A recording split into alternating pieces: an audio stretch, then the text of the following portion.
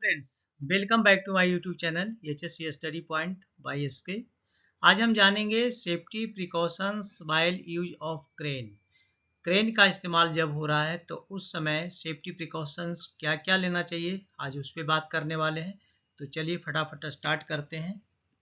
सबसे पहले है do not perform lifting operation if wind velocity is more than 25 kilometre per hour.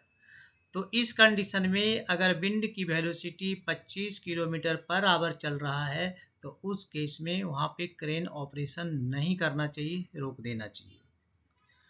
Do not carry out any lift if visibility poor by heavy rain fog low light. अगर किसी भी condition से यहाँ पर अगर विजिबिलिटी पुअर होती है, चाहे वो रेन के कारण हो, चाहे वो फॉग के कारण हो, चाहे लो लाइट के कारण हो, तो उस कंडीशन में यहाँ पे क्रेन ऑपरेशन नहीं करना चाहिए। नेक्स्ट देखेंगे do not carry out heavy lift operation in night hours. रात के समय कोई भी हैवी लिफ्ट ऑपरेशन करना मना है, और अगर करते हैं तो उसको दिन के रूप में चेंज करना पड़ेगा, काफ़ी लाइटिंग करनी पड़ेगी, टॉप मैनेजमेंट का परमिशन लेना पड़ेगा, और वहाँ पे सारे लोग रहेंगे, उनके देख रेख में ही किया जा सकता है। अदरवाइज जनरल नाइट्स में हैवी लिफ्ट ऑपरेशन मना है। डू नॉट अलाउ व्हील और hydraulic crane to touch the ground while in use. तो इसका ध्यान रखना है, do not allow wheel of hydraulic crane. अगर हाइड्रोलिक क्रेन से हम कोई भी लोड को उठा रहे हैं तो लोड उठाने के समय उसका टायर ग्राउंड से टच नहीं करना चाहिए। Check condition of crane along with operator and crane expert. कोई भी ऑपरेशन करने के पहले क्रेन का कंडीशन को ऑपरेटर और क्रेन का जो एक्सपर्ट है उसके साथ मिल करके चेक कर लेना चाहिए। नेक्स्ट है एनी विजुअल डैमेज और oil leakage with the crane identify report to concern person for corrective action immediately prior to use. अगर किसी भी क्रेन में कोई लीकेज दिख रहा है या कोई डैमेज विजुअल डैमेज दिख रहा है तो क्रेन के ऑपरेशन में लाने के पहले उसको है जो करेक्ट कर लेना चाहिए। चलिए नेक्स्ट पॉइंट देखते हैं और क्या क्या होना चाहिए। Check the availability of load chart. Load chart उनके पास होनी चाहिए। सप्लायर्स इंस्ट्रक्शन मैनुअल होना चाहिए। क्रेन लोड टेस्ट सर्टिफिकेट होना चाहिए। डेली चेक लिस्ट भरा हुआ होना चाहिए। मेंटेनेंस हिस्ट्री होना चाहिए, यानी क्रेन की जब जब मेंटेनेंस हुई तो उसकी हिस्ट्री उसके पास होना चाहिए। क्रेन पीरियोडिकल इंस्पेक्शन का रिपोर्ट होना चाहिए and testing report of the lifting tools and tackle. And lifting tools and tackle का जो TPI हुआ है यानी थर्ड पार्टी इंस्पेक्शन, उसका भी रिकॉर्ड उसके पास अवेलेबल होना चाहिए जब भी क्रेन का ऑपरेशन कर रहे हैं। नेक्स्ट पॉइंट है do not use mobile crane for transport of load और लॉन्ग डिस्टेंस। तो ये बहुत ही इंपॉर्टेंट चीज़ है, कभी भी मोबाइल क्रेन से लोड को ट्रांसपोर्ट नहीं करना है लॉन्ग डिस्टेंस के लिए।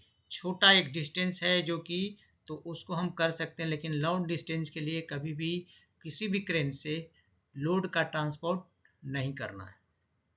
नेक्स्ट देखेंगे for short distance transport with in the same site और प्लांट यूज गाइड रोप।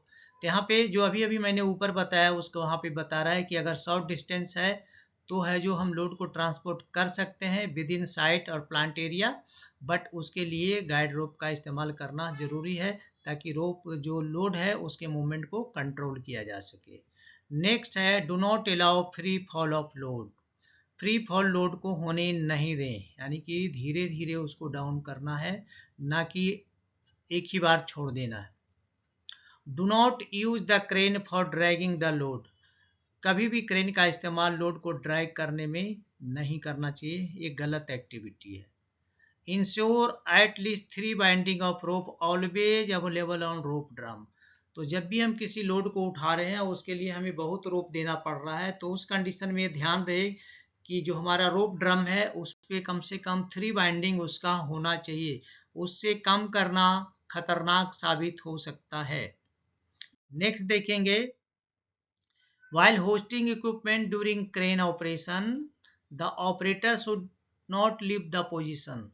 तो यहाँ पे ये ध्यान रखना है कि जब भी क्रेन ऑपरेशन चल रहा है और कोई इक्विपमेंट को अगर उठाया जा रहा है और वो प्रोसेस अभी चल रहा है, उसका असेंबली का पॉइंट अभी चालू है असेंबल किया जा रहा है, तो उस केस में ये ध्यान रहे कि क्रेन का जो ऑपरेटर है क्रेन के केबिन से बाहर नहीं जाएगा।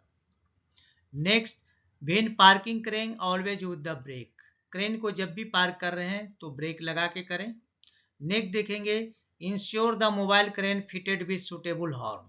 तो क्रेन में हॉर्न होना चाहिए, रिवर्स हॉर्न होना चाहिए, हेडलाइट लगा होना चाहिए, साइड लैंप्स होना चाहिए, रियर गेयर होना चाहिए, रियर एंड स्टॉप लाइट्स होना चाहिए, एंड फ्लैशिंग इंडिकेटर भी होना चाहिए। ये सारे चीज़ जितने भी यहाँ पे अभी अभी मैंने बताया है वो सारा चीज़ होना चाहिए, जैसे कि रिवर्स हॉर्न होना चाहिए, हेडलाइट होना चाहिए, साइड लैंप होना चाहिए, रियर एंड स्टॉप लाइट्स होना चाहिए, फ्लैशिंग इंडिकेटर, ये सब कंपलसरी है। उसके बाद refuelling should not be done while the engine is running.